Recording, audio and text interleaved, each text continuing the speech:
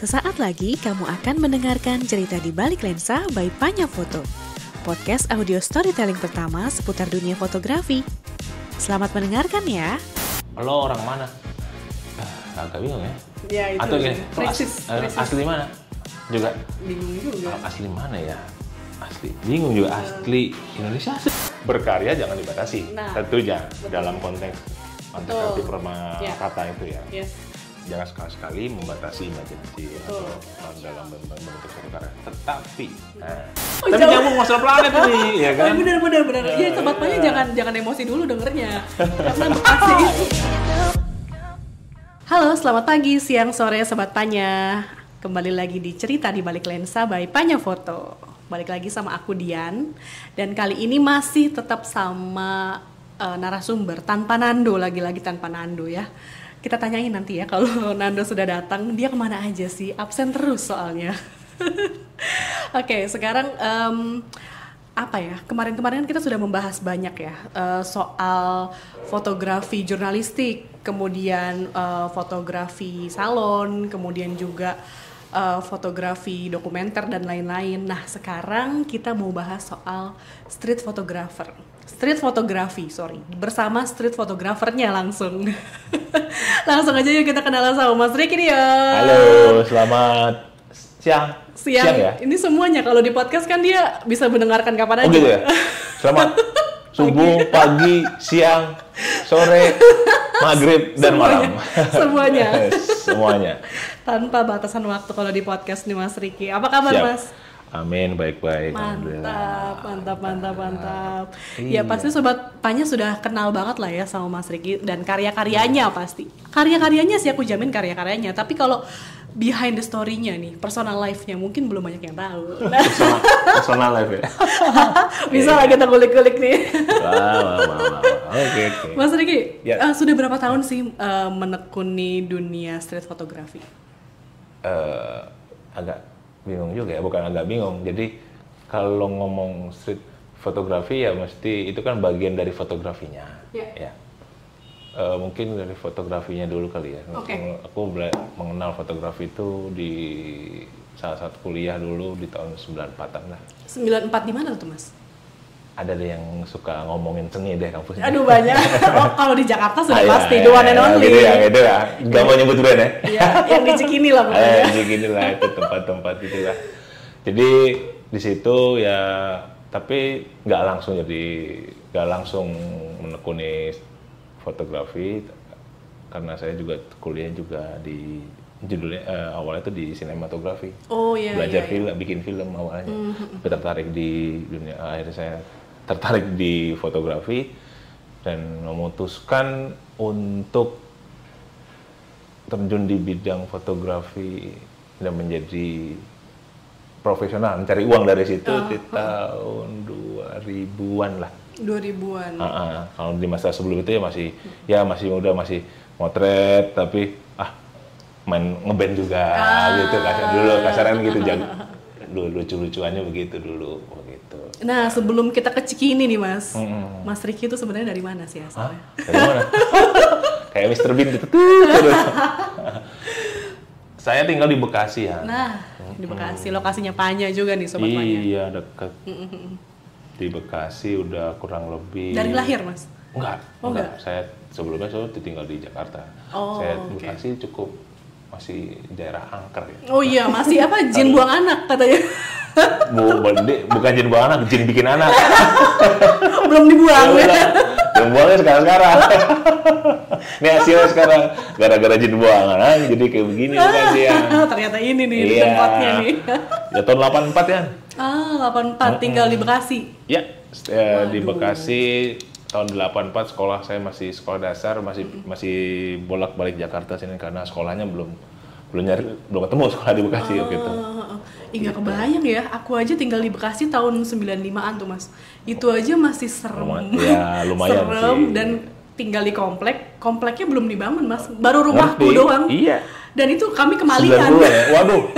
Wah itu ada tetangga. Itu bencana dah. Nah itu gimana tahun 80-an nih, gimana tuh Mas? Ya, situasinya tuh di Bekasi. Kalau 80-an kebetulan saya udah ada di komplek perumahan Mas Naga gitu namanya. bukan waktu itu sampai sekarang. Ya udah namanya nggak real estate ya, udah ada rumah-rumah, tapi ya seperti itu. Jadi satu rumah saya di satu deret, cuman baru ada 2, depan lagi 1. Jadi masih benar-benar penghuni baru ya, bisa dibilang saya dan beberapa tetangga-tetangga yang lain. Kompleks saya itu baru di tahun 95, 94 itulah baru terlihat, oh ini pemukiman yang ramai. Iya, ada manusianya nih ternyata, bukan Ya, jin doang. Karena udah mulai ada pusat perbelanjaan, kayak plaza, ya kan, udah mulai ada sekolah-sekolah gitu ya. Sekolah-sekolah udah banyak dibangun sih.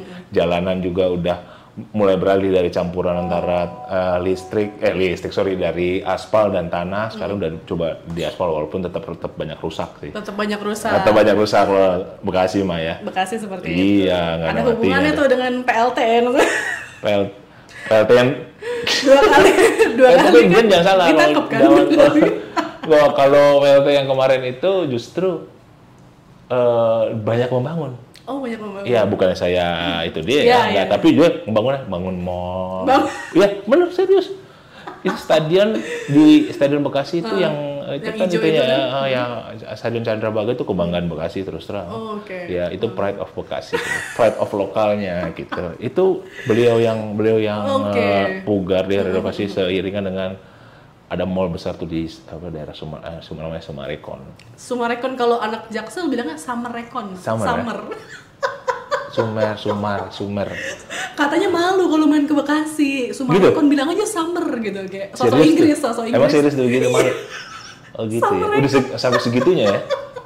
Karena kan Bekasi itu jadi lawakan, Mas, ya kan? Maksud sih? Ya ampun, Mas. Planet Bekasi. Ya. Saya punya grup namanya Planet Bekasi loh. Nah, itu kan kelompok motret juga tuh Planet Bekasi. Tapi emang planet semua sih orang-orangnya. Ya kan, ngomong aja motretnya, kapan motretnya gitu. Nah gitu. Itu kalau di anak-anak Jakarta kan, lu tinggal di mana?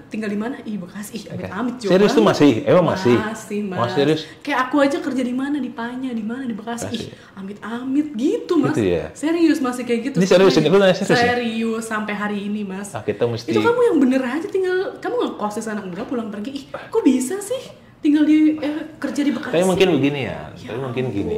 Gimana nih analisis seorang yang enggak gini, analisis simpel aja gini. Bekasi. Mereka tahu Bekasi seperti apa yang di kepala mereka. Betul. Media, media atau cerita-cerita dari teman-temannya mereka. Mereka belum ke sini. Betul. Terutama ke tempat ini ya, tempat Panya ya. Betul sekali. Karena Panya di sini nih, ini yang masih bisa dibilang perbatasan antara Jakarta Bekasi. Benar. Jadi kalau tanpa harus menyebutkan ini Bekasi, pasti dia ngomong, oh ini udah Bekasi. Ngerti ya maksudnya? Yes. Ya, tanpa harus kita ngomong. Benar. Ini udah Bekasi nih, mereka udah alam ini pikiran mereka udah negatif. Bekasi. Tapi oh ini Bekasi, ternyata nggak semengerikan itu. Memang kalau ada beberapa tempat di pelosok Bekasi, terutama di Kabupaten Bekasi itu yang masih masih seperti ini kok mundur 20 tahun yang lalu. Iya, benar. Awal 2000-an lah ya kelihatannya. Mundur 30 tahun deh. Waduh. Benar.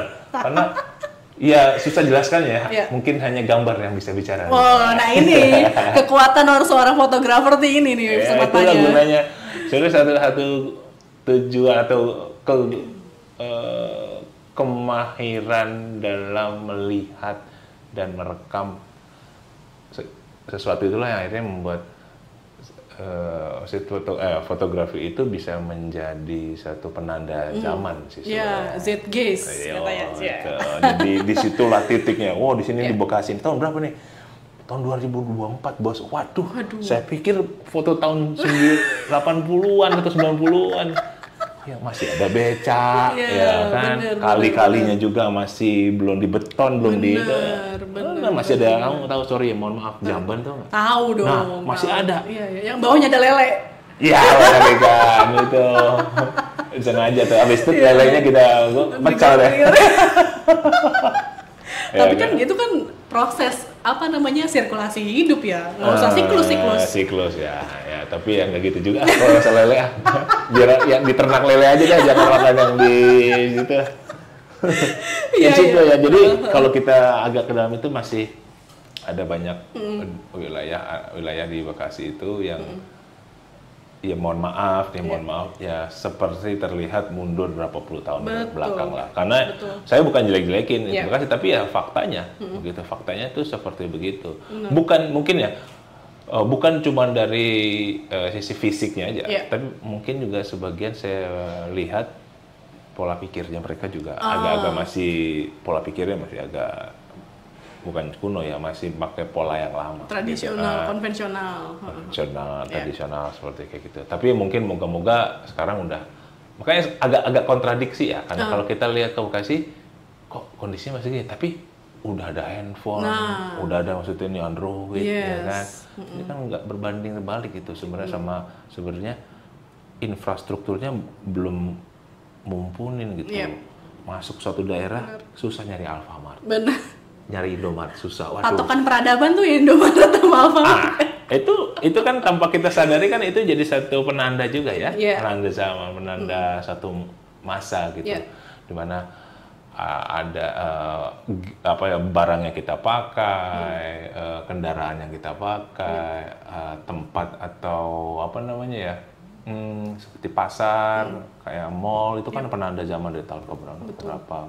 Ya, Indomaret, Alfamart sebagai contoh yang bagus itu. Betul. Penanda zaman. Penanda zaman kapitalisme ada itu ya. Sejak lama.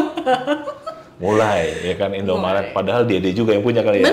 Indomaret sama Alfamart ya. Ya sengaja kemungkinan misal kartel gitu lah ya. Nah, kalau kita ngomong intinya ya. Nah, berarti tinggal di Bekasi puluhan tahun. Nah, tapi ada juga nih orang selain dibilang planet lain di luar galaksi, Bekasi juga identik sama bahasa nih, Mas. Wah, nah, ini bahasanya nih nggak Sunda, nggak Betawi. Pinter. Nah, ini nih. Emang udah tahu kosakatanya? Oh, tahu. Ilok lah. Iya, ilok. Bagen. Nah. Bagen apa aja? Bodoh amat ya. Biarin dah. Iya, biarin bodoh amat. Ya, gitu. Bukan. Apa tuh? Ilok kayak masa gitu. Makan pakai apa? Mau makannya kasih tempe sama tahu. Ilok makan sama tempe tahu. Masa makan sama tempe tahu. Ilok masa gitu. Oh gitu. Iya. Kirain ilok tuh oke. Kurang kaya kosakataku. Bagen. Nih sorry. Aku sambil inget dulu ya Mas ya. Bagen. Terus ilok. Terus nggak danta, nggak jelas. Iya, yang lagi banyak, yang lagi banyak ini ya, yang lebih banyak beredar kosakatanya. Ini saya begitu memotret, memotret di daerah Bekasi ya. Bekasinya spesifiknya mana, Mas? Belakang stasiun Bekasi. Oh, oke. Saya melihat ada tulisan di tembok. Ya kan, ada tulisan di tembok, mungkin kita nggak bisa lihat secara saya bacakan apa tulisannya yang ini ya. Mari dengarkan sobat. Ya, ini ya. Nah, ini urusannya dengan seorang bukan marah, jadi kesalnya seorang supporter dia tumpahkan ke dinding bahwa ayo dong Bekasi kayak gini. Lu kok punya klub sepak bola Bekasi kok malah bela yang lain. Bela yang lain. Ini dia tulisnya begini nih ya. Ilokan lahir besar di Bekasi, ora dukung Persipasi. Minggat ge dari Bekasi. Itu artinya adalah Ilokan kan masa lahir besar di Bekasi ya kan. Ora ya kan. Ra itu ora gitu. Ra dukung Persipasi, enggak dukung Persipasi. Persipasi itu klub sepak bola Persipasi ya, bukan Persikasi. Persipasi. Kalau ada lagi Persikasi itu punya kabupaten. Nah, kalau kita kan di kota nih. Gitu. Ora dukung Persipasi. Perusahaan gedenya minggat dari Bekasi. Pergi juga dari Bekasi sana gitu. Ini bakal saya masukin ke Instagram saya karena ini adalah saya lagi bangun diksi bahwa ini hari-hari Bekasi, everyday Bekasi. Jadi saya lagi tag itu supaya Bekasi. Karena Bekasi ini lumayan kurang di highlight, ya gitu ya. Bukan cuma nggak di highlight, tapi memang sering di roasting sama stand up comedian. Habis ya kan? Sama media di roasting, sama stand up comedian jadi bahan. Tapi tenang, Bekasi sekarang aman Mas. Aman ya. Karena ada yang lebih aneh, Depok. Kalau Depok. Depok tuh lebih aneh mas, babi ngepet ketemu di sana. Oh gitu. Covid pertama di sana. Barusan ada isunya isu-isu kekinian tapi ya. betul, kontemporer memang Depok itu. Kontemporer. Tapi ada juga yang ini kemarin itu ngaku sebagai Imam Mahdi, Nabi, sebagai gitu, orang suci. Tuh kan.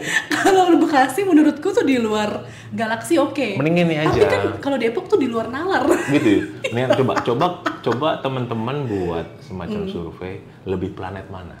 Bekasi atau Depok? Coba kita lihat.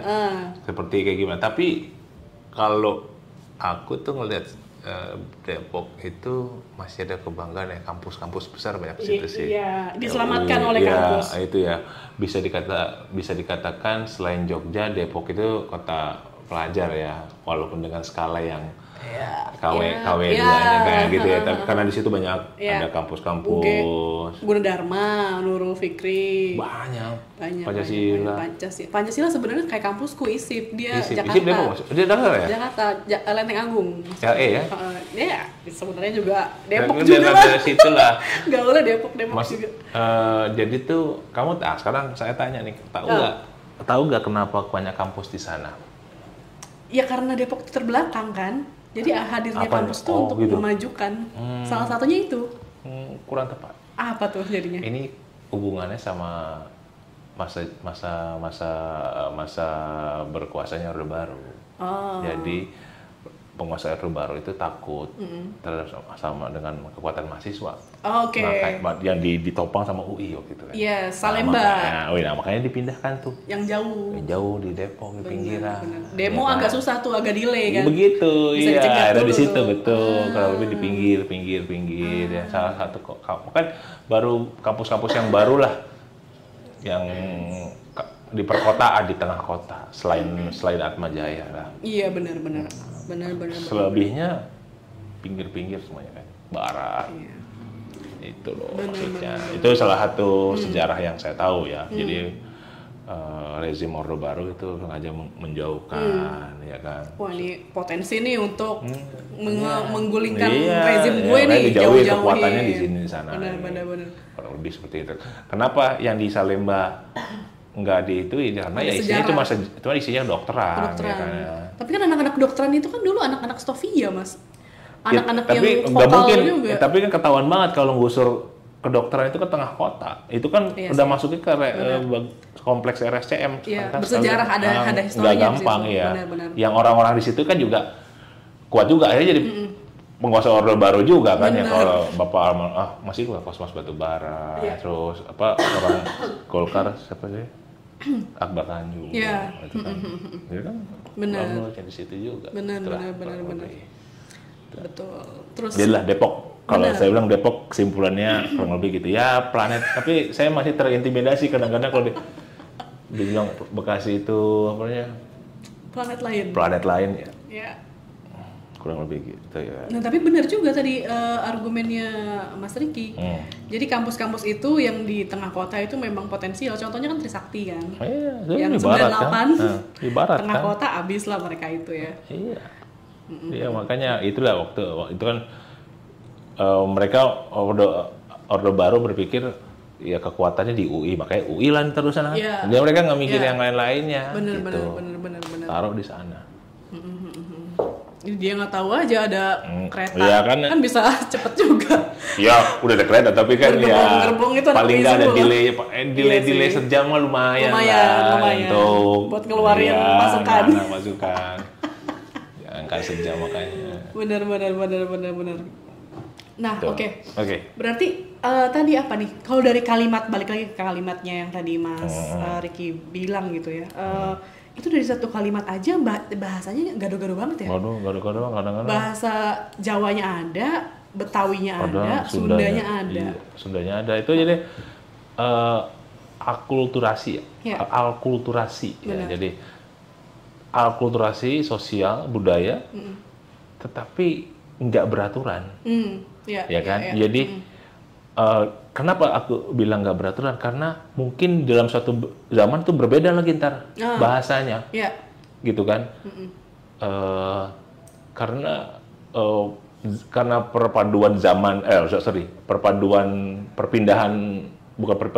perpindahan dari yang dari Jakarta ke Bekasi, ya kan? Dan bahkan kemudian Bekasi itu ada wacana untuk dijadikan Jakarta, di Bekasi sini nih akan jadiin bagian Jakarta ya. Tapi Bekasi yang sana tuh, Bekasi Timur tuh mungkin enggak sih. Tapi yang selatan ini masih, ini kalau nggak salah barat nih, Bekasi barat nih. Ini barat ya. Barat ya, barat selatan itu kalau saya masih selatan itu ada wacana mau digabungin ke Jakarta. Apa itu alasannya? Iya, secara administrasi ada sebagian besar banyak yang dekat di Jakarta. Oh, ya. Gitu. Ada yang di dekat Villa Nusa Indah itu mereka itu Villa Nusa Indah, tapi mereka harus ke Bogor. Iya benar. Ya kan? Akhirnya mendingan kesini aja ke Bekasi. Itu ke Bogor, Cibinong sana cari kelurahan yang ngurus KTP, buset deh. Bener. Aku tuh pernah waktu itu liputan ke Villa Nusa Indah itu, banjir, kan ya? komplek banjir. Banjirnya pasti, ya. Astaga, banjirnya bener-bener rumah. Iya, itu ada SAR kan dibangun, SAR di situ sengaja dibangun supaya karena dekat sama situ. Bener. Jadi Apa itu pembatasnya Pondok tembok Gede doang. Iya. Tembok, sananya Bogor. Dianya Bekasi. Itu jadi di situ ada 3 tuh, ada Bogor, Depok, Bekasi. Bener. Cibubur kan masuknya mau Depok tuh. Bogor kok. Gunung Putri kemana? Iya, Bogor. Nah, Depok kali Cikeas tuh. Itu kan dibagi sama Cikeas. Nah, Bekasi itu pertemuan tuh. Itu menarik sih sebenarnya untuk diangkat jadi satu cerita ya. Tapi ya ceritanya sih yang nggak enak terus sih. Banjir lah ya, pengurusan kependudukan yang inilah. Termasuk Jonggol, itu kan dulu rumah mantan presiden. Tapi yang bagus. Kok Cikeas kali? Kok Jonggol? Cikeas Jonggol kan mirip-mirip kan, searah lah. Kalau Jonggol versi jeleknya ya, nah Cikeas jeleknya. Iya, nah itu yang bahkan di daerah rumahnya mantan presiden kita yang seniman itu. jadi yang bagus sekitaran dia doang. Pinggir-pinggirannya tetap tidak dibangun sama sekali. Nggak dibangun sama dia. Ironis banget. Ya apa yang namanya ya, memang istana, dia bangun istananya sendiri sih yang saya pernah lihat dari waktu itu bang. Ya. Tapi toh katanya jarang. Ihwalnya dia jarang di situ, udah sering di Kuningan aja deh. Dia ada rumah di Kuningan. Oh ada. Kelihatannya jarang di situ kayak rumah yang saya dengar. Jauhan juga kan. Maksudnya dia kan tuh presiden yang nggak mau pulang. Dia kan ke Cikeas tuh, bolak-balik Cikeas Jakarta, waktu zaman itu kan Cikeas Jakarta. Ya udah kenapa sih nggak tinggal di istana aja gitu, maksudnya gitu kan. Ya bikin macet ya, pasti macet lah kalau ada presiden lewat kan. Macet dan buang-buang anggaran ya. Benar.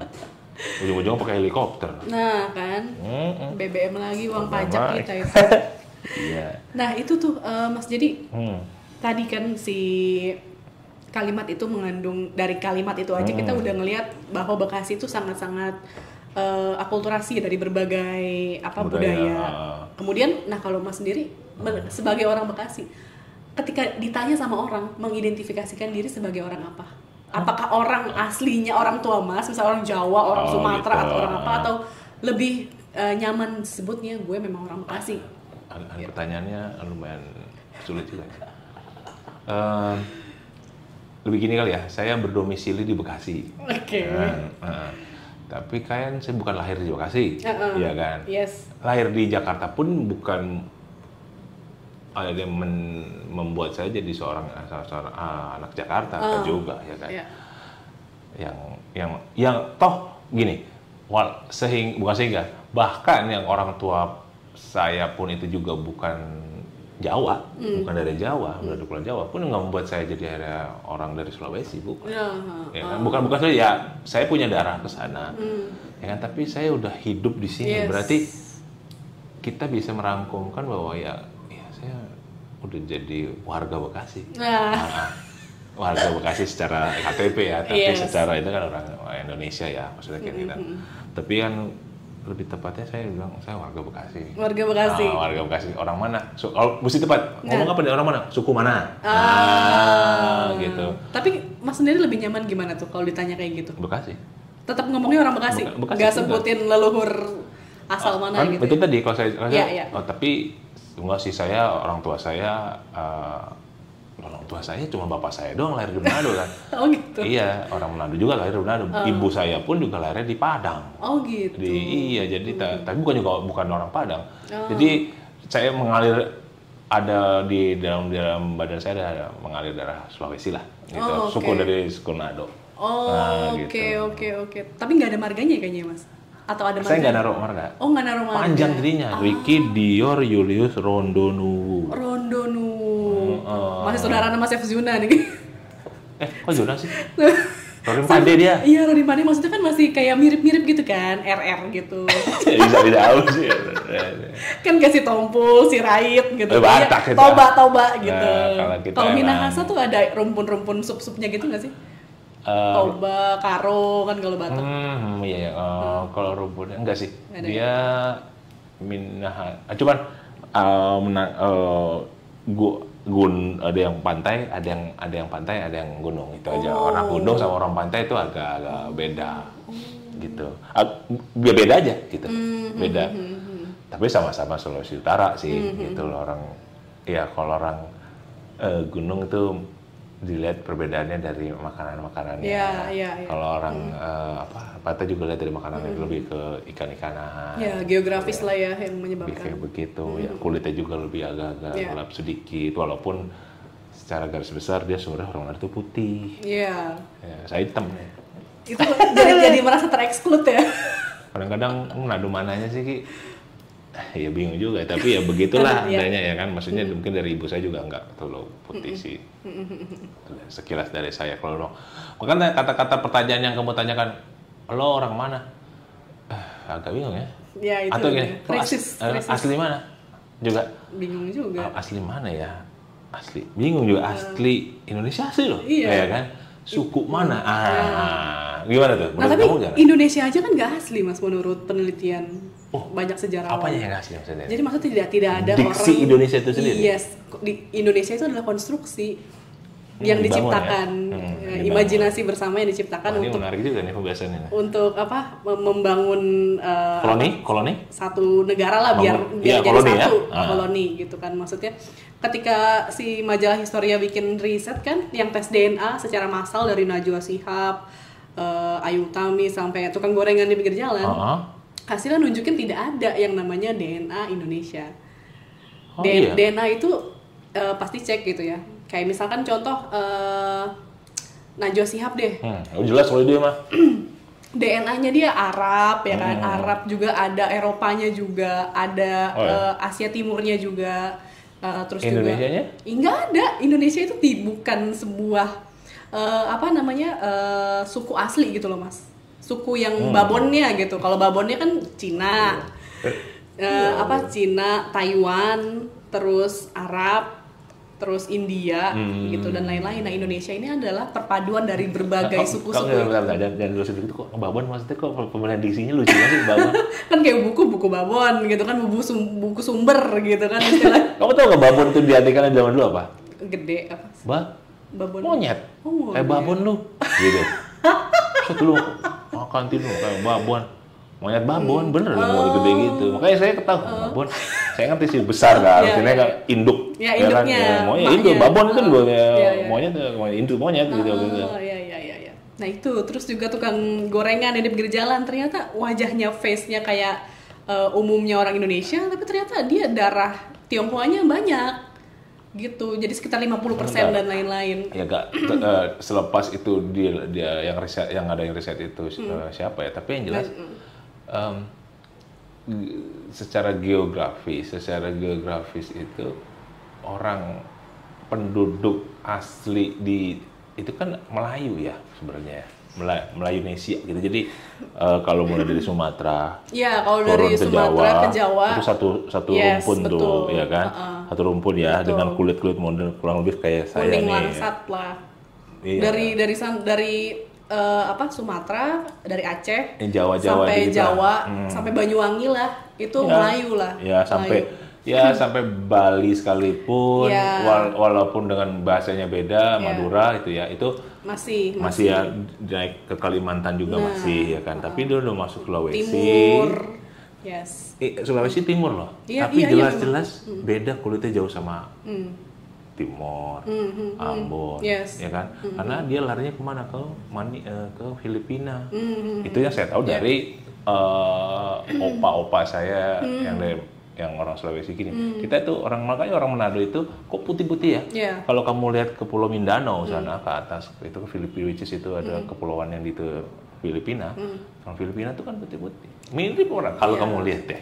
Sebenarnya putihan Thailand sih, lebih ke sawo matang lah ya, sawo matang. Oh iya, maksudnya putih di situ ya orang Manado kan ya nggak seperti orang Jawa tuh. Iya, Chinese, kayak Chinese, gitu kan. Kalau kamu ya kalau kamu lihat lagi orang Filipina tuh persis. Jadi tuh itunya rumputnya di situ nya. Kalau yang hitam-hitam ini ya kan Melanesia. Iya kan kesana kan jelas kan Papua, rambutnya ke sumbernya di aborigin kan di Australia itu kan nyambung tuh secara geografis ya.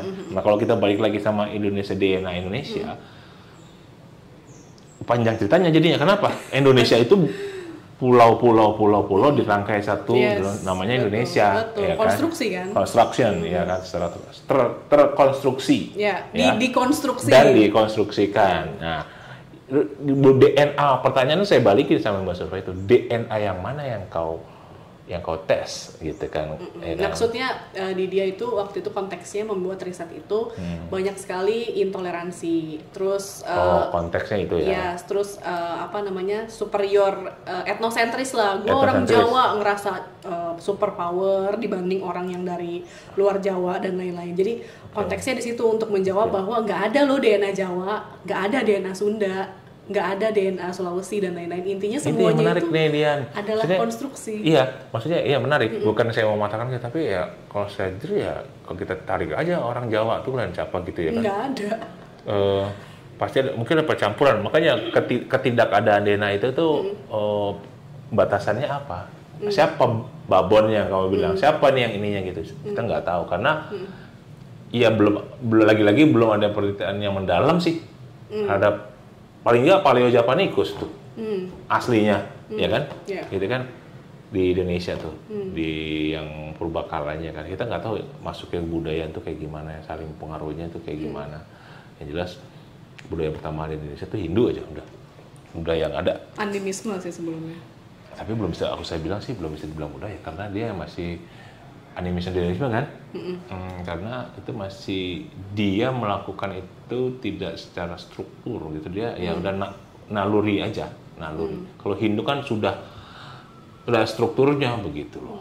Itu menurut saya sih, Tapi kalau animisme kan bisa dibilang kepercayaan yang awalnya, gitu kan. Atau agama-agama penghayat kan, sebenarnya Hindu. Kalau kita mundur lagi kan sebelum Hindu masuk, berarti itu kan yang segala macam nyembah batu jembah itu kan yang sebagai animisme kan.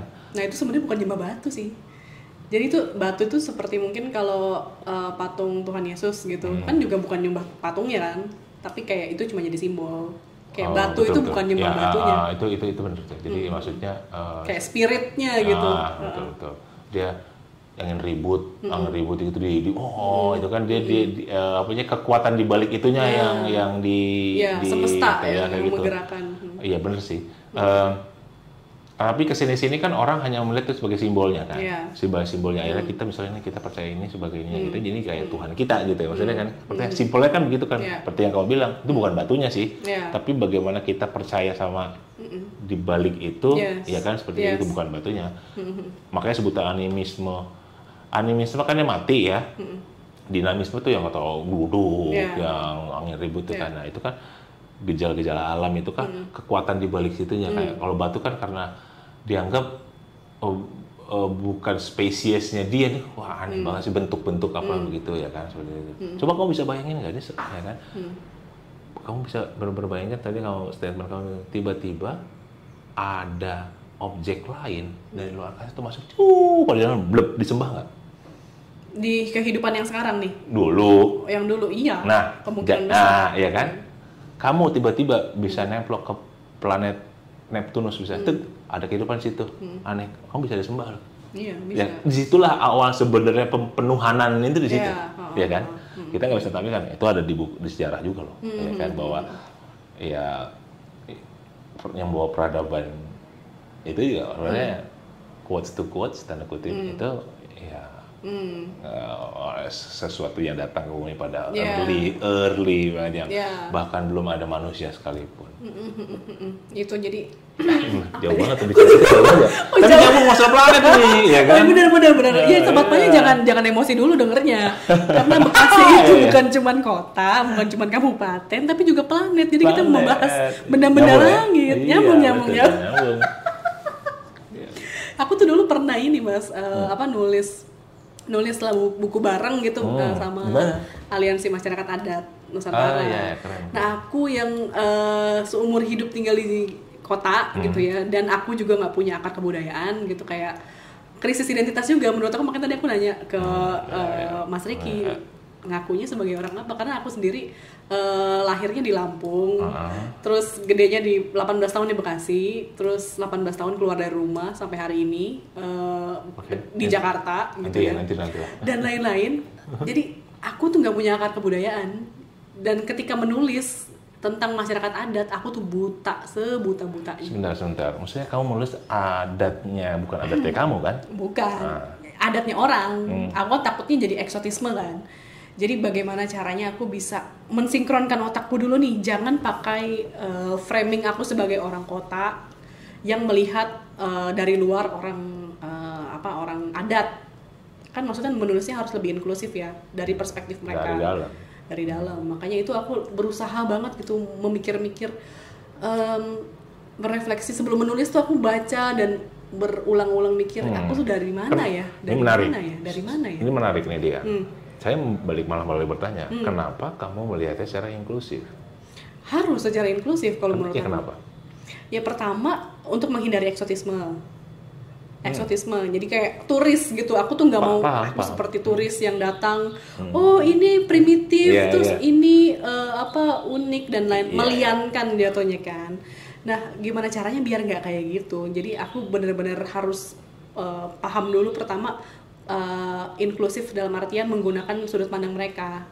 Aku nulisnya bareng mereka, jadi bukan aku yang menulis mereka, tapi aku menulis bersama mereka.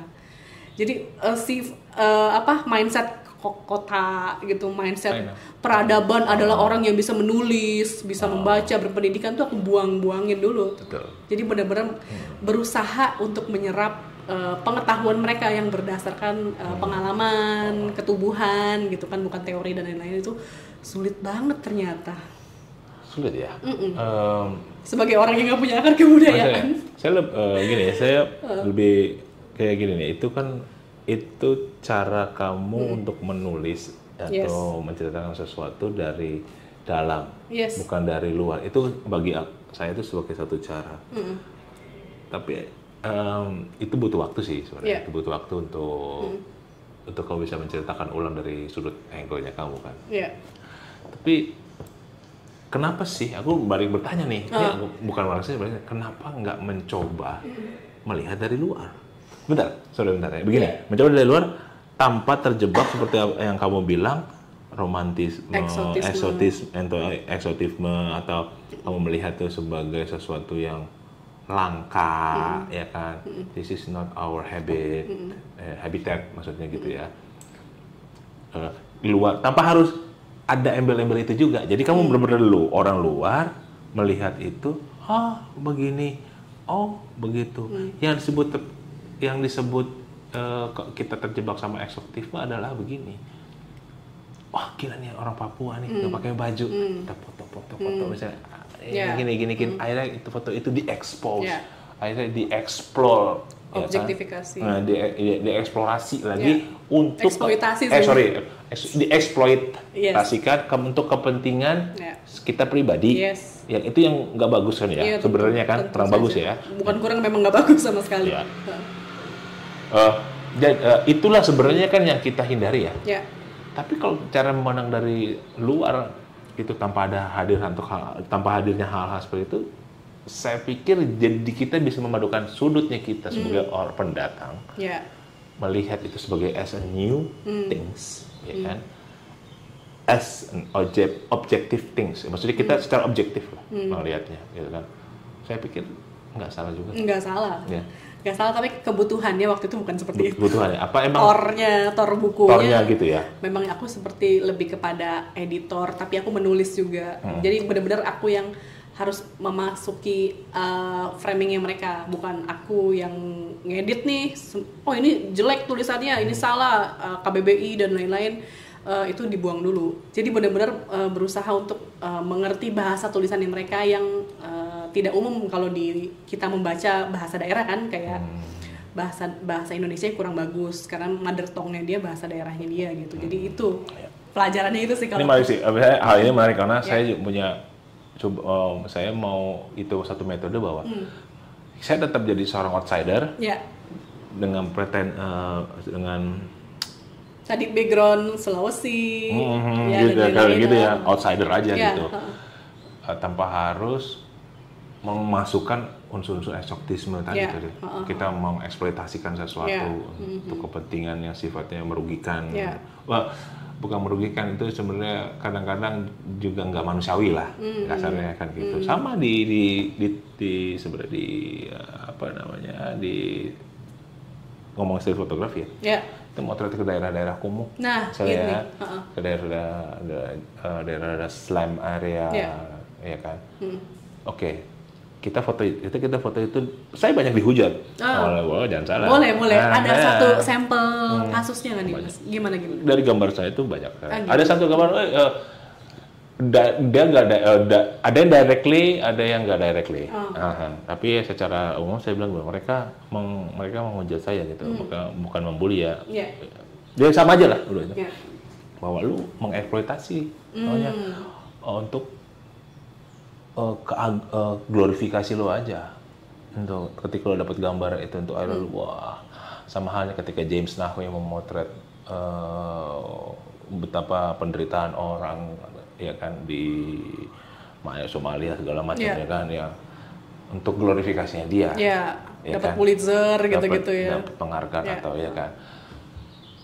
Pada awal-awalnya bukan sulit, cukup rumit menjelaskannya, tapi saya renungkan, saya balikin lagi, saya ternyata nggak seperti itu saya hanya sepolos atau bukan setulus ya. Inosen. Inosen apa sih? Polos ya? Polos. Lugu juga bukan apa ya bahasanya, lagi cari padanan itunya. Maksudnya gini. Awam atau? Awam. Contohnya gini, ini Jakarta nih, kota metropolitan. Di situnya masih ada kayak gitu, saya foto. Jebret nih, Jakarta masih begini nih, ada nih. Lu nggak bisa ngilangin mereka, lo jadi bukan tidak Jakarta. Bener. Ya kan? Terus, gue balik sekarang, lu motretin etalase Jakarta aja. Terus, apakah itu representasi Jakarta? No. Nah, bener. Ya kan? Bener. Nggak bisa gitu. It must be equal. Maksud begitu. Saya mengerti apa yang mereka maksud dulu, eksploitasi negara. Enggak, bukan gitu. Saya melihat, coba lihat foto-fotonya, itu membuat lo jadi jijik sama Jakarta, atau jadi lihat Jakartaku terbelakang banget ternyata, atau gimana? Apa responnya? Apa dampaknya? Ya kan? Saya hanya rekam, ya kan? Pada suatu saat nanti melihat, oh Jakarta pernah kayak begini ya, entah siapa, anak cucu siapa, melihat Jakarta pernah kayak gini ya, gila, ya kan? Tapi kalau nggak ada yang rekam, dikunci, akhirnya kita lihat etalasenya aja ya, kita nggak pernah tahu asal usulnya. Tadi kamu bilang tuh, usul dari mana? Kita nggak pernah tahu asal usul seseorang. Kamu bisa bayangin ada bayi lahir di bongkaran Tanah Abang, ya kan? Kamu ngomong mau bertanya asal usul bayi itu, dia akan bercerita, saya lahir di bongkaran Tanah Abang dulu katanya. Kayak gimana bongkaran Tanah Abang? Aduh, saya nggak tahu karena nggak ada evidence. Benar. Jadi itu bedanya tipis banget memang, memotret eksotisme daerah-daerah kayak begitu, ya kan? Tapi kalau kita itu bahasanya kan polos, jujur apa ya, kita ya sematanya kita juga tahu kok mau gimana kita nge-eksploitasi yang nenek-nenek gitu. Dan saya juga nggak mau ngasih dia duit.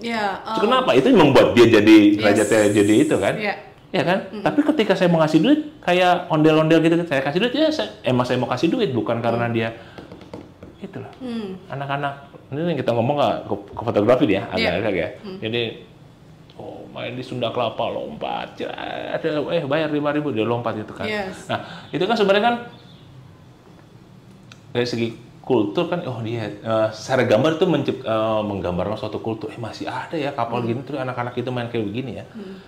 Tapi kan sebenarnya itu kan kalau dibalik itu kan ada upaya membuat mereka, ayo dong, kayak gitu lagi dong. Iya, benar. Kan? Nah, saya juga termasuk orang yang enggak begitu. Makanya ketika udah mulai ada beberapa orang-orang gitu, saya enggak sebel sama mereka, saya menghindar aja supaya nanti saya nggak salah gitu, nggak salah melangkah, nggak salah bertindak. Tetapi jangan salah Dian, ketika suatu saat nanti ada suatu proyek ataupun hal yang saya harus ambil gitu, saya ambil itu. Iya. Ya kan? Harus ambil karena itu mungkin itu bagian dari cerita saya gitu. Jadi pandai-pandai kita bersikap lah, pandai-pandai kita melihat bahwa ya kalau itu buat apa, ya kan? Situ titiknya di situ. Lalu ngomong bicara dari street fotografi ya. Eksplorasi dan eksploitasi tipis. Betul, bahasa explore itu apa, exploit itu apa, ya kan? Tipis. Betul, eksplorasi Bekasi misalnya. Eksplorasi Bekasi berarti apa? Kita mengeksplor daerah Bekasi. Kayak Dora the Explorer, ya kan? Kita jalan kemana, ya kan? Kita ayo ke sana yuk.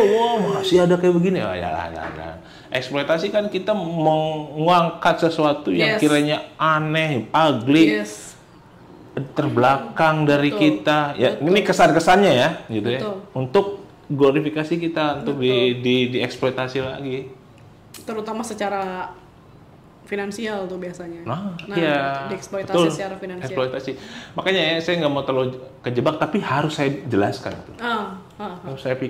Saya berharap Panya juga ada ruang-ruang untuk menjelaskan tuh hal-hal seperti itu untuk para fotografer jalanan, untuk fotografer ruang publik yang masih kadang-kadang juga kadang-kadang bukan tegang ya, agak kurang klop nih sama orang teman-teman yang udah mengharamkan motret-motret kayak gitu. Ada kan? Ada yang saya ngasih motret, nah ini nggak ketemu nih. Yang satu lagi udah sampai ke pemikiran bahwa ini eksploitasi tuh gini-gini. Yang satu lagi emang lagi mungkin dalam tahap belajar apa aja dipotret, gitu ya. Tapi kan ini makanya mesti ada di tengah ini yang menjelaskan gitu loh, bahwa itu begini, maksudnya lo belajar oke lah, tapi beginilah bersikap. Untuk yang sini bukan seperti itu, ya kan. Lo juga harus tahu, ya kan. Jangan sampai lo nggak tahu bahwa ada di situ kayak begitu, ya kan. Masalah lo mau motret, ntar mau dinaikkan di medium apapun itu hak lo, ya itu dimana ini aja moral atau itunya aja yang mereka kayak gimana. Tapi yang jelas lu harus tahu, jangan sampai lu nggak tahu. Benar ya kan? Standpointnya.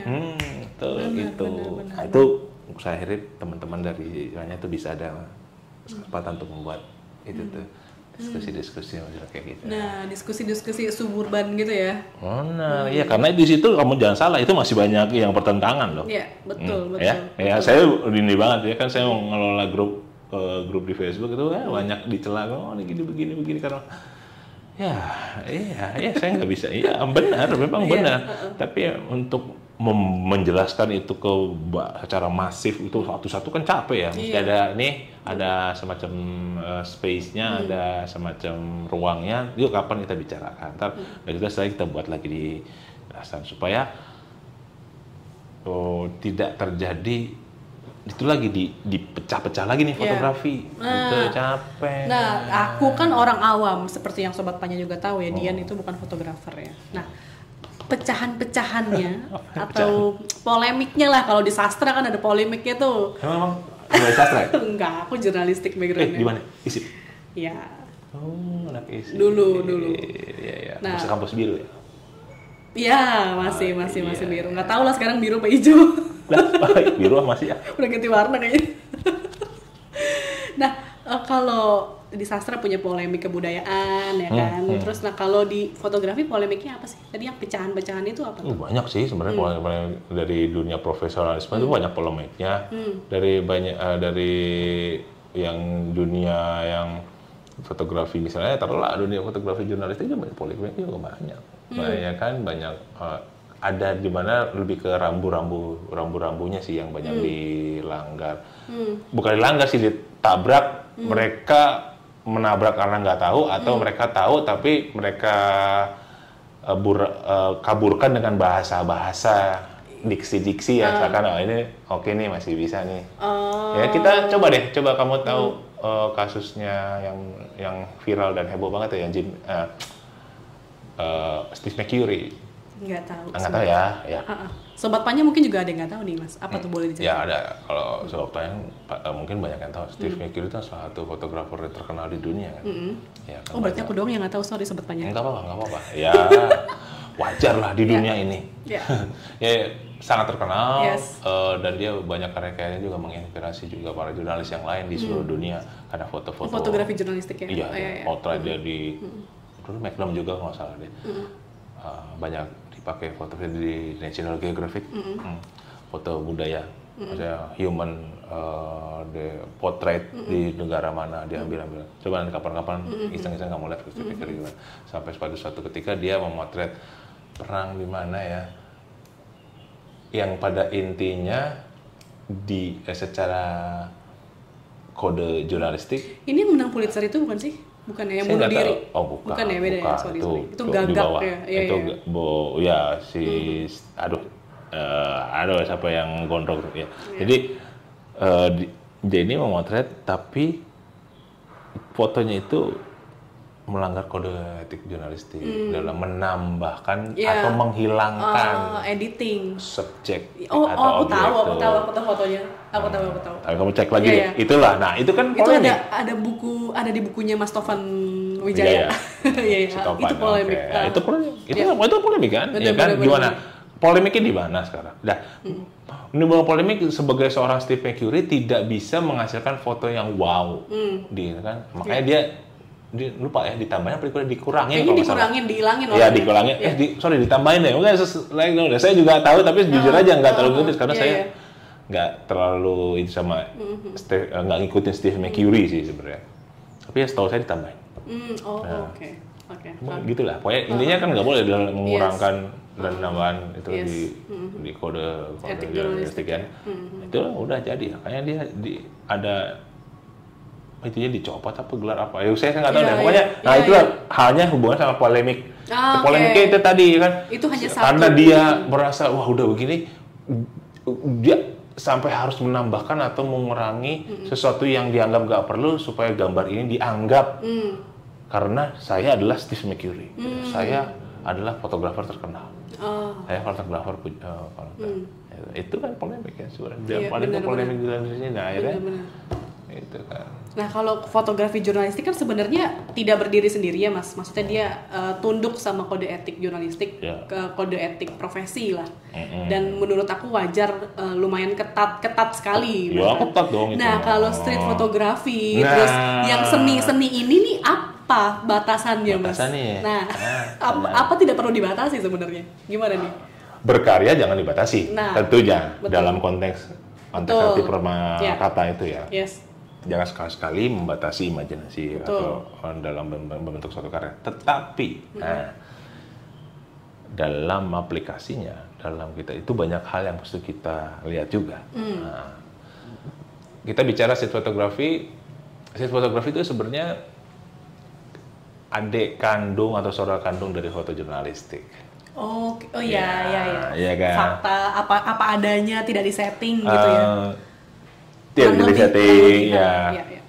Adik kandung maksudnya mereka lahir juga banyak menceritakan hal-hal yang faktual. Kan seperti itu dan hal-hal yang seadanya suatu situasi kalau kita coba ambil gambarnya dan kita coba tampilkan gitu.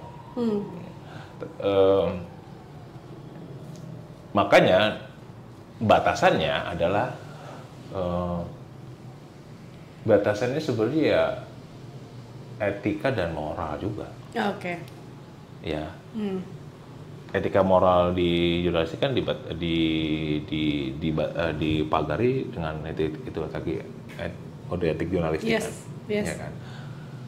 Itu karena kenapa? Karena sehubungan dengan berita yang hendak dia sampaikan. Ya. Ya kan? Ya. Di situ ada kantor beritanya yang bertanggung jawab di situ. Nah, tetapi kalau ini kan kita tidak bekerja untuk siapa-siapa, betul. Ya kan? Tidak bekerja untuk siapa-siapa. Jadi etika dan moral itulah yang sebenarnya harus lebih kita bisa hati-hati. Kita bisa bukan hati-hati, kita bisa pandang lebih apa ya namanya lebih apa sih, saya suka bingung kalau itu bahasanya, perhatikan lah, pay attention di situ ya, karena bedanya tipis sebenarnya. Misalnya kalau jurnalistik itu lebih berbicara beritanya dibanding momennya kan, lebih bicara beritanya dibanding kesehariannya. Keseharian. Misalnya contohnya begini ya, nggak mungkin lah seorang jurnalis itu memotret keseharian tanpa harus ini apa sih, why, kan 5W1H-nya itu kan, apa urgensinya, apa sih, kan yang mau sampaikan. Kalau head fotografi itu masih bisa, betul, ya kan? Storytellingnya masih bisa lebih ke lebih bisa kita arahkan ke storytellingnya. Tapi kalau jurnalistik itu mesti ada bobot beritanya apa, ya kan? Nah, simpelnya jurnalistik itu berbicara foto-fotonya lebih bicara dengan tensi yang lebih tinggi. Kalau street photography itu bicara fotonya dengan tensi yang lebih rendah. Foto-foto demo, ya kan? Nah, itu jurnalistik. Foto-foto hard news dan soft news. Kalau hasil fotografi ya dua fotografer jurnalistik dalam satu demo turun di lapangan, fotografer jurnalistik sama taruhlah dia street photographer. Yang diambil tuh pasti beda. Betul. Ini yang jurnalistik pasti yang lagi bakar apa, ngerubung semua di situ kan. Ada pejabat. Ada gitu. Nah, kalau ini enggak sih ya, saya belum tentu itu ya saya mau ambil ya kan. Tapi kan itu kalau yang jurnalistik kan pasti harus diambil di situnya kan. Ada tugasnya dia kan, assignment-nya dia. Kalau begitu. Berarti saling melengkapi sebenarnya Mas. Apa yang nggak diambil sama street fotografi kan Danang Kote dulu kan juga seorang ya fotografer dokumenter. Henry Cartier Bresson itu kan pendiri Magnum dokumenter. Ya kan? Akhirnya punya agensi namanya Magnum. Jurnalis hebat di dunia kan fotografer jurnalistik ya. Hebat lahir kan banyak juga lahir di Magnum Foto. Gitu. Mau street fotografi itu lebih memotret faktual keseharian, ya kan, tanpa ada kita mesti set up, gitu. Nah, jurnalistik begitu, tetapi kalau ketika membuat suatu dokumentasi kan bisa di set up, memotret pabrik misalnya. Pabrik set up semuanya kan. Dokumenter pun sebenarnya bisa di set up. Pak, tolong Pak berdiri di depan gedung ini Pak supaya bisa kelihatan terkait kepentingan CEO-nya kita pada dokumentasi bisa pabrik gitunya ya. Misalnya gitu. Pertanyaan pun juga kan Tornya itu kan framingnya jurnalis, diarah-arahin supaya dia ngomong A, B, C. Itu dari itunya ya. Kalau dari gambar kan emang lebih apa yang terjadi momen di ininya kan. Kalau Tor kan kita mengarahkan penjelasan, suatu penjelasan ya kan. Kalau di street fotografi ya nggak perlu ada Tor, kalau paling narasi aja. Caption. Captionnya pun kayak foto, misalnya saya bebas aja sih mau bikin caption apa ya sebenarnya. Atau cuman misalnya Bekasi 19 Januari. Balik lagi nih kita Bekasi guys. Iya sini gitu ya kan. Yes. Ya kita sebenarnya kita bisa ngarahin keseharian itu jadi suatu topik cerita yang menarik dari satu narasi kan.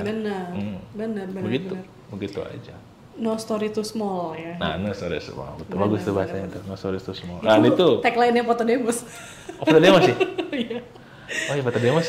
Bener-bener, jadi kurang lebih itu ya, apa ya, kalau tadi ngomongin foto demos juga kayak perpaduan tadi mas, antara fotografi jurnalistik sama street ya, dua-duanya collab, saling melengkapi. Apa yang tidak ditangkap oleh kamera arus utama gitu ya, jurnalistik, betul, ditangkap sama itu bahasanya tuh ya, nggak ditangkap sama arus utama. Tapi kan banyak detail yang sebenarnya menarik nih, ya kan? Banget. Ya kan? Karena di sini ke headlines, ininya di sini detail-detail yang menarik. Betul. Nah, makanya feature-nya. Makanya street photographer yang kayak banyak nih, untuk Mas Edi Ekun itu kan juga tertarikan di street photography tinggi, ya kan? Dia banyak menangkap momen-momen di luar pekerjaan assignment-nya sebagai seorang fotojurnalistik pada waktu itu, ya kan? Foto-fotonya di bukunya yang pertama Retracing itu kan, itu bagaimana mata seorang jurnalistik tapi bicara jalanan tanpa tendensi membangun berita apapun, ya kan? Itulah sebenarnya seharusnya seorang fotografi punya kemampuan itu. Iya, karena kemampuan melihat, kepekaan gitu. Iya, sense ya, tanpa memadukan unsur seni dalam dirinya sama unsur bagaimana bercerita. Gitu. Dalam hal ini saya kemarin sempat ngobrol sama Mas Ed juga sih, bahwa menurut saya kalau street photography itu irisan dua hal. Pertama itu adalah sisi art, kemampuan memotret, berkesenian memotret ini, seni memotret ini, sama dengan seni memotret, mendokumentasikan ini. Foto-foto dokumenter dipaduin, seni foto-foto yang lebih ke seni gabung, irisan ini street photography. Karena keindahan foto-foto street photography itu juga syarat akan fotonya tuh ya indah sebenarnya, bagus terus, ya kan? Tapi ditambah lagi ada cerita juga di dalamnya kan. Ya, foto jurnalistik, ya kan? Yang nggak harus indah kan? Nggak harus indah, ya kan? Tapi nggak salah juga kalau indah kan? Ya kan? Nah, street photography itu ya kalau jelek, kalau udah jelek fotonya nggak bagus terus nggak ada isinya, ya apa gitu maksudnya, ya kan? Maksudnya jelek tuh ada nilai-nilai fotografinya juga harusnya gitu, ya dong, ya kan? Kalau cuma kita merekam keseharian, ya paling nggak ada ceritanya lah, paling nggak juga, ya kan?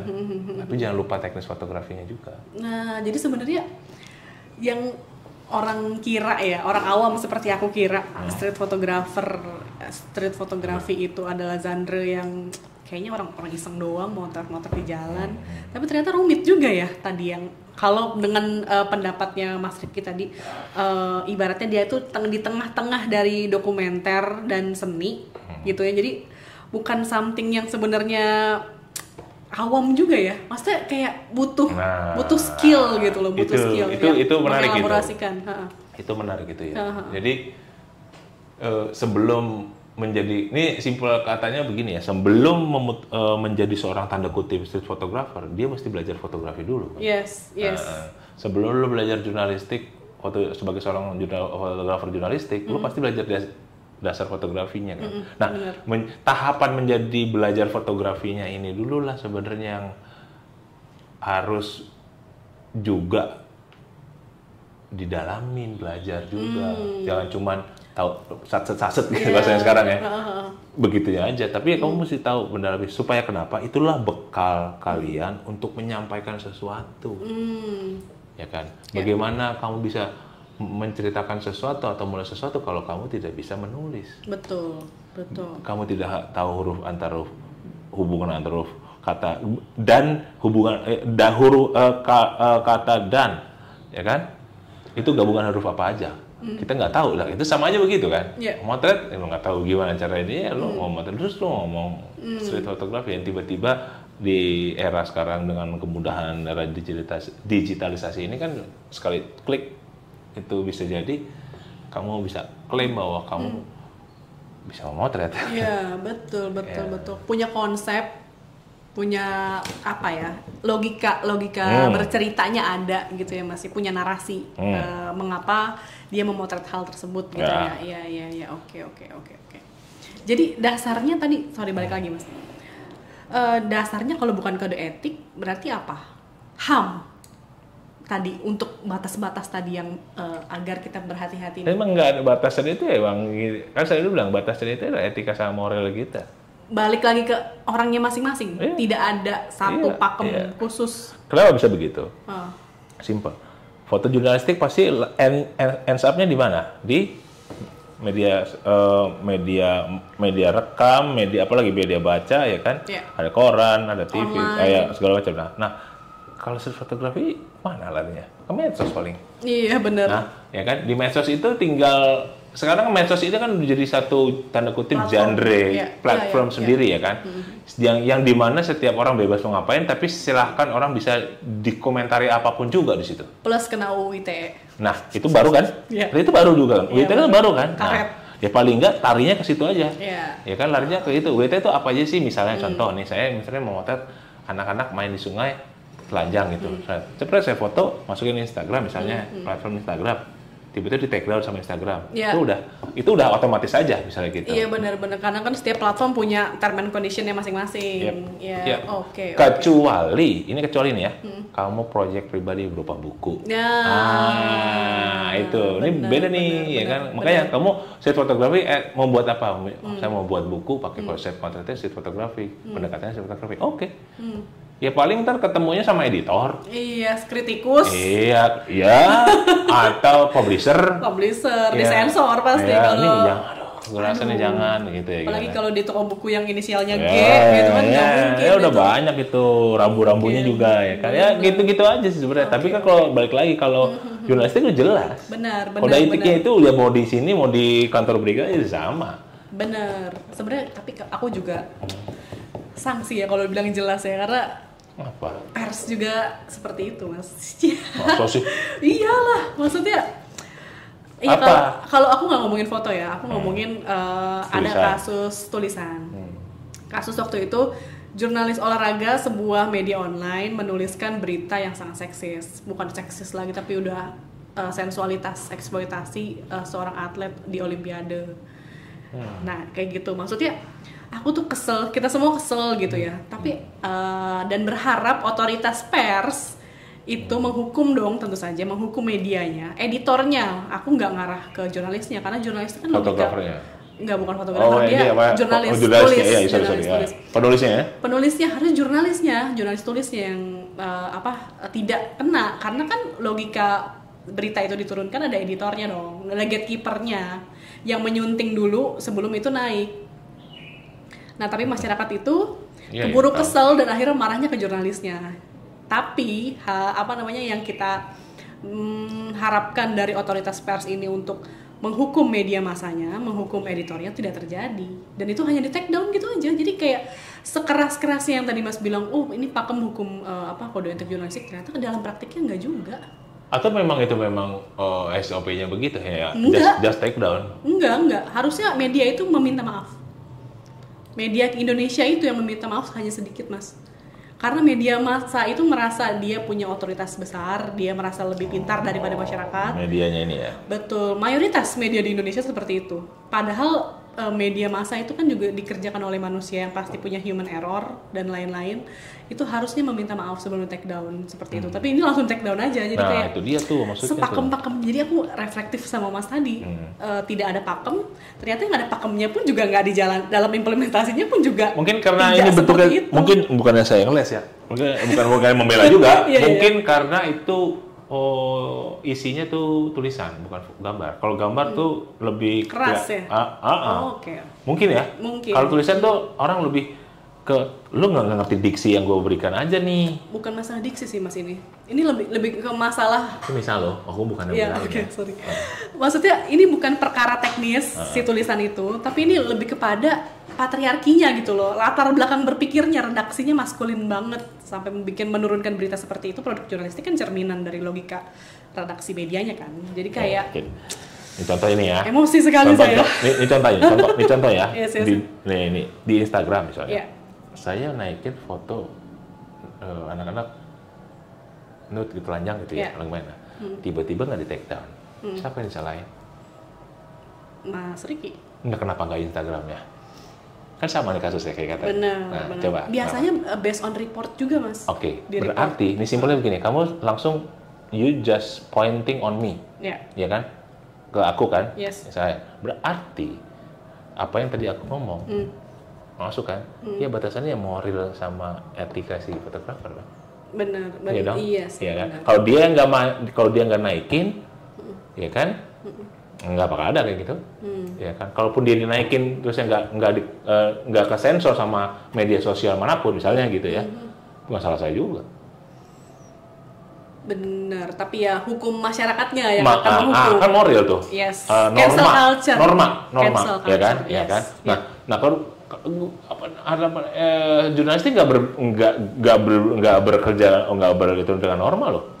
Dengan norma juga, norma jangan apa? Salah. Itu karena tadi Mas, si otoritas persnya itu. Apa yo? Karena setiap norma tuh setiap daerah berbeda-beda loh. Nah, tadi dulu. Maksudnya si yang tadi aku bilang otoritas itu diam, dia itu mengakunya kami tidak ada laporan, kami tidak ada laporan. Jadi fungsinya dia tuh seperti Instagram gitu yang di report. Itu dia maksud. Itu dia karena itu tidak bekerja, makanya masyarakat lah yang menghukum si jurnalis tadi, hukum rimba. Karena dia bersembunyi di balik SOP-nya tadi kan. Tadi kode jurnalistik itu kan. Nah, karena akhirnya kode jurnalistik ini yang mesti direvisi kan. Betul. Tapi ya seapapun revisi tetap ada di orang itu pasti diplesetin, dicelah-celahin deh. Selalu dikaretin. Iya kan? Karetin betul bahasanya kayak gitu. Ya kan kita udah revisi.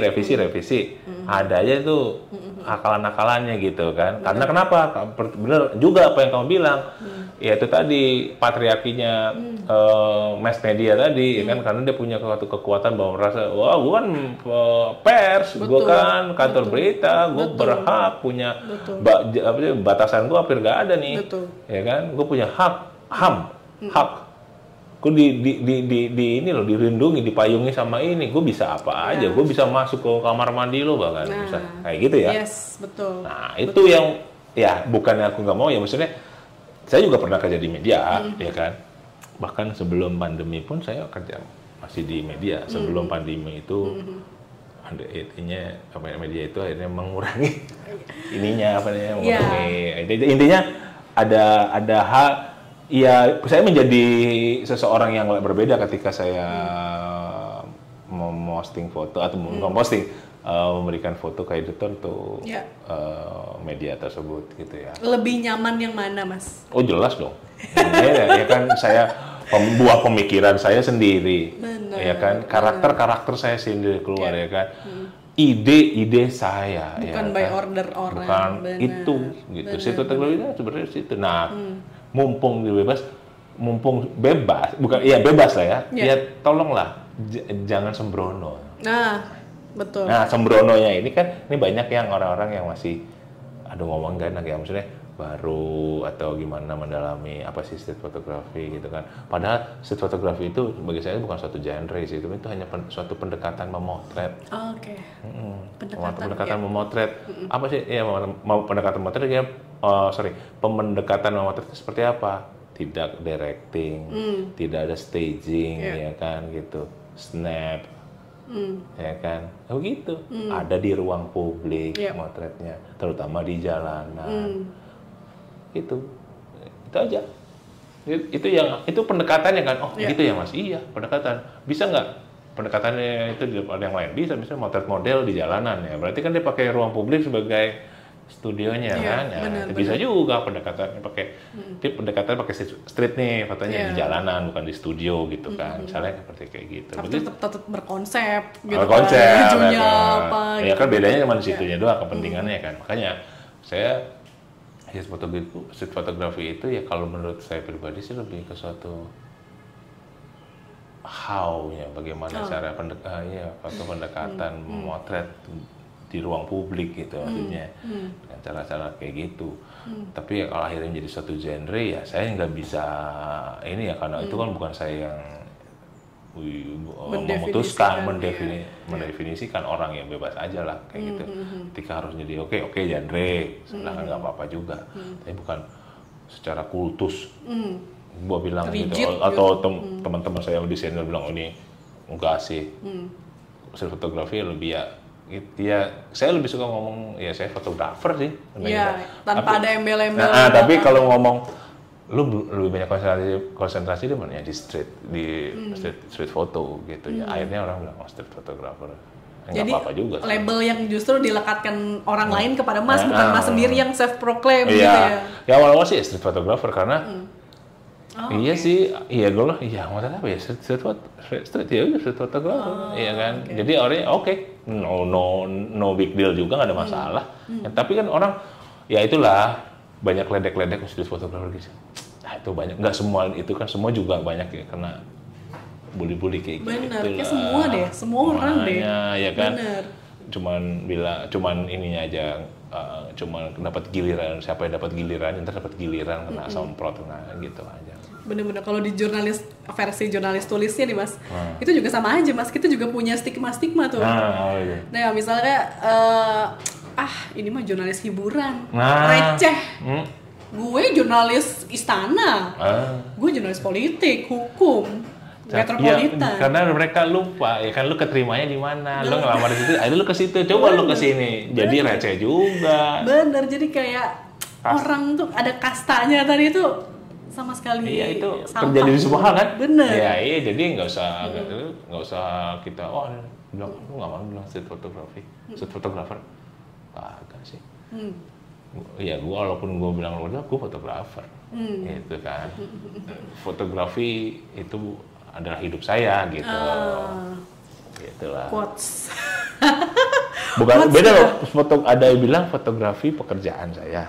Iya. Ada fotografi hidup saya, fotografi pekerjaan saya. Selepas dia motret, ya dia nggak. Kalau nggak digaji, nggak dibayar, berarti udah. Profesional, money oriented. Fotografi adalah hidup saya. Itu kayak Mas Ed tuh, dedikasinya. Bener. Tanpa uang pun dia. Dedikasinya jalan. dia. Apa sih subjeknya? Apa sih objeknya ya fotografi. Apa sih yang dilakukan bisnis ininya ya fotografi. Nafasnya ya. Iya. Nafasnya mengandung film-film fotografi. Gitu maksudnya. Oke, wah gila panjang kali lebar ngobrol sama Mas Ricky dari ngomongin Bekasi. Kita tadi dari Bekasi, terus pergi ke planet lain. Sekarang kita harus balik lagi Mas. Oke, Bekasi. Dari planet, ayo kita pulang. Ayo. Kita pulang, pulang ke Bekasi lagi. Apa tuh? Kita balik ke Bekasi kemana nih? Pulang ke Bekasi. Nah kalau apa ya Mas? Mungkin beberapa pertanyaan terakhir. Oke. Apa sih yang harus bukan harus ya, tapi apa yang coba dibangun sih dari Bekasi agar tidak lagi didefinisikan sama orang lain seperti tadi planet dan lain-lain.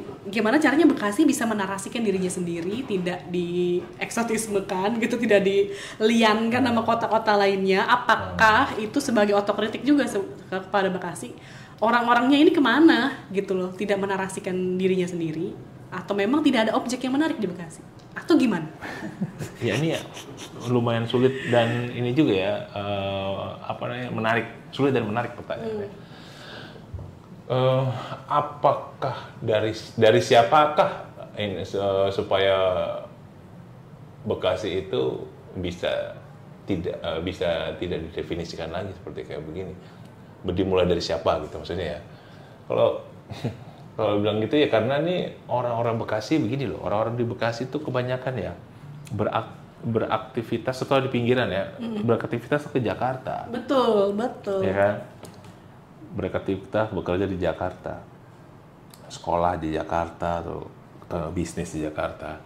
Pulang itu hanya untuk pulang. Tidur, yes. Dia Betul. tidak tahu banyak yang tidak tahu kotanya sendiri. Iya, betul. Nih ya, apakah fenomena ini banyak terjadi? Tentunya perlu diuji dulu. Iya. Ya, diujinya bisa dilakukan banyak hal. Iya. Nah, dari visual dari visual apakah bisa diuji? Bisa juga dari apa? Dari gambar seharian ini. Iya. Itu ya. Nggak bisa kalau nggak keseharian, Iya. ya kan? Nunggu satu momen katanya agak rumit, agak susah. Gitu. Tapi pertanyaannya siapa bisa nggak di Bekasi itu elevate? Ya, terelevate gitu ya.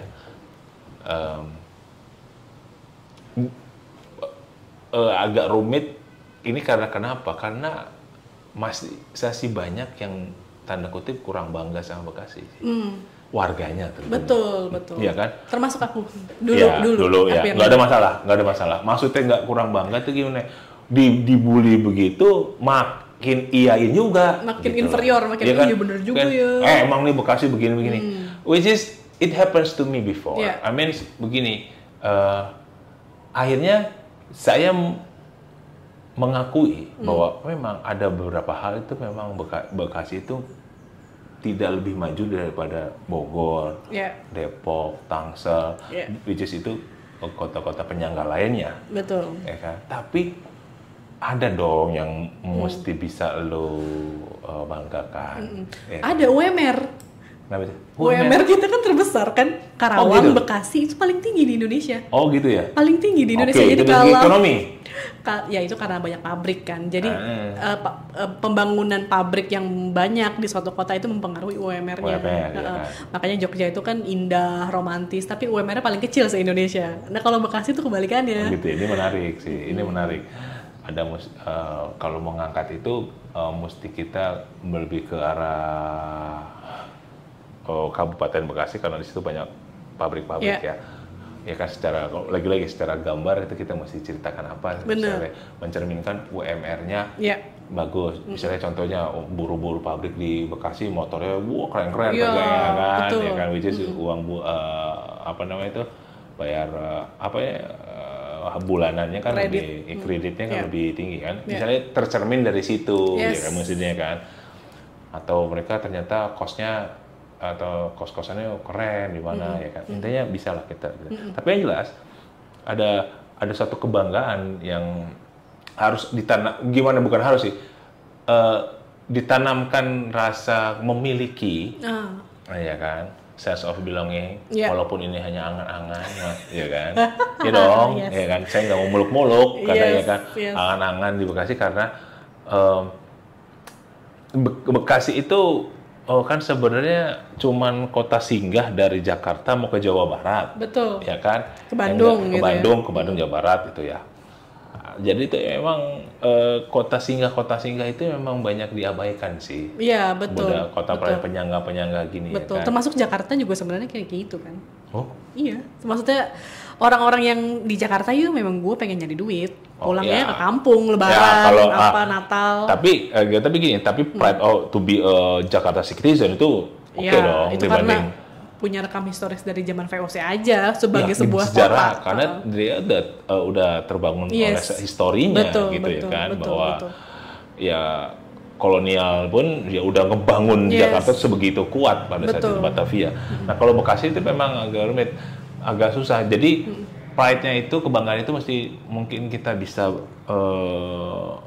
naikkan berawal dari kitanya untuk melihat sesuatu kita merasa oke, beruntung nih untuk tinggal di Bekasi ya, kemana-mana deket ya kan, aksesnya dekat. Tapi kalau kita paksa semua orang sih belum bisa sih kayak gitu. Cumannya kalau balik lagi ke saya selaku ada yang bisa saya kontribusikan melalui gambar saya untuk melihat berawal dari lihat kenyataannya dulu.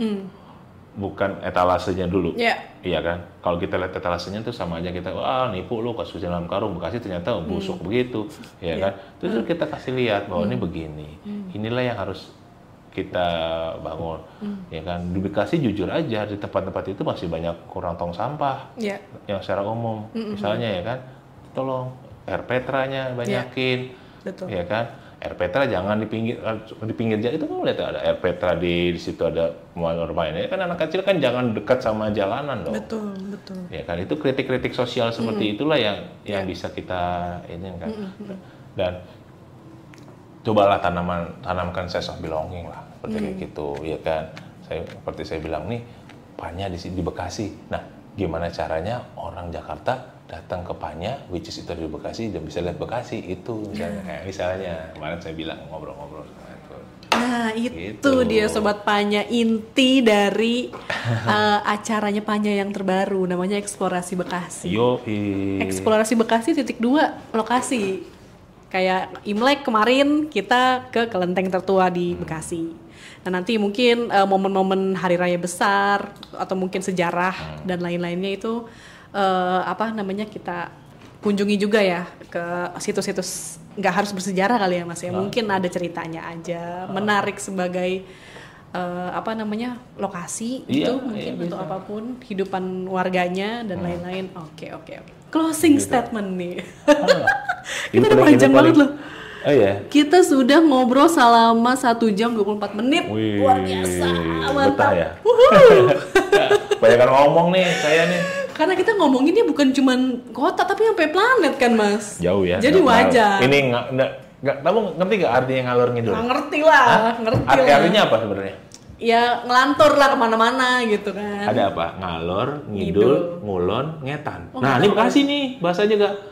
Kalau ngalor ngetan Ngidul aku apa? nggak tahu. Ngidul apa? Kidul tuh selatan. Iya, Ya. ngidul kan.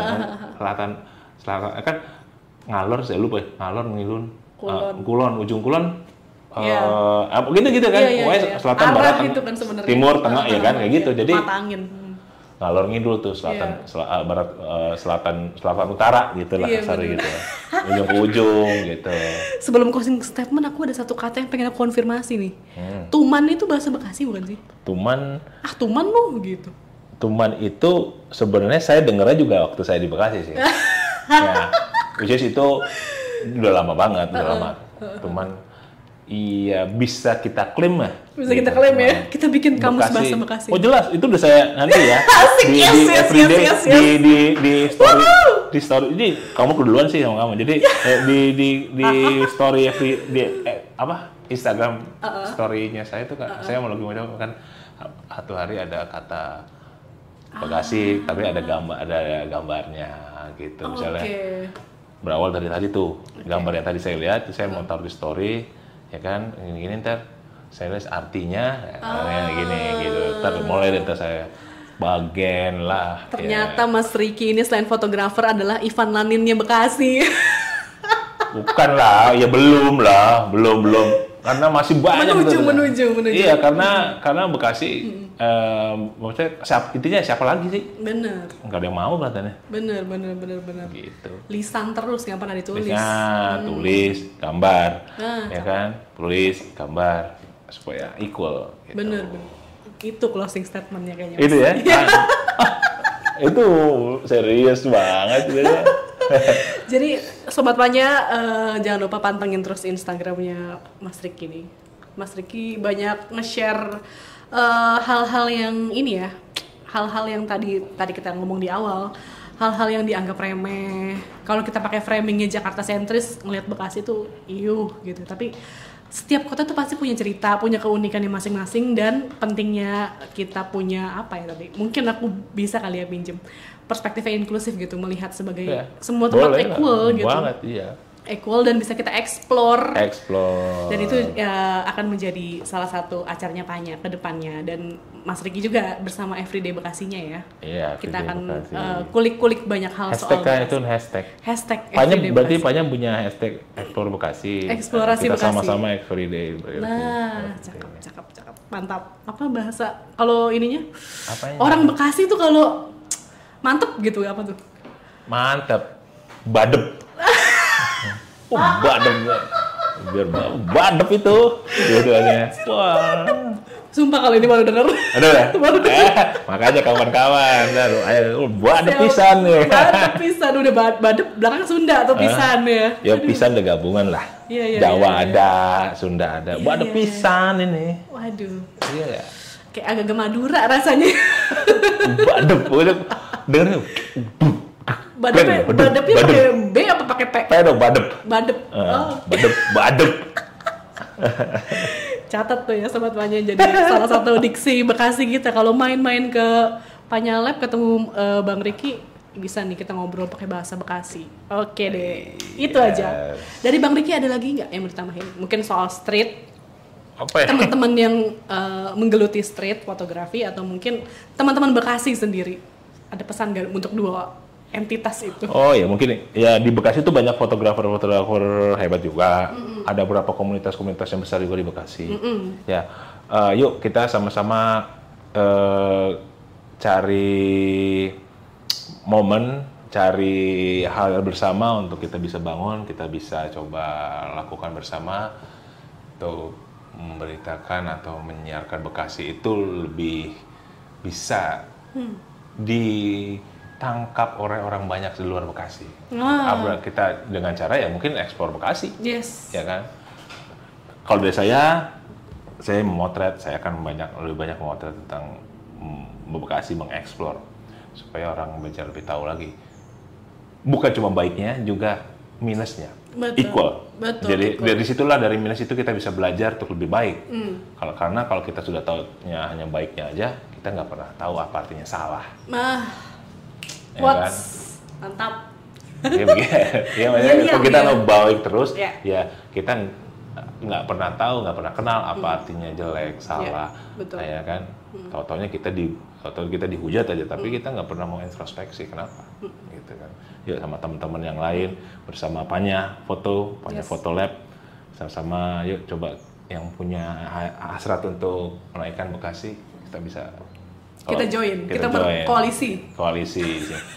Ada lagi kan, apalagi Panya udah ada Panya Foto Coffee Shop ya? Betul, Panya Kopi. Panya Kopi ngomongnya. Oh ya, Panya Kopi. Itu bisa ngongko bareng di Panya Lab, bisa baca buku di library, bisa ngobrol sama Mbak Dian. Betul, sama mentor-mentor di sini. Mentor di sini, diskusi, ya kan. Mari datang ke alamatnya di mana ya ini ya?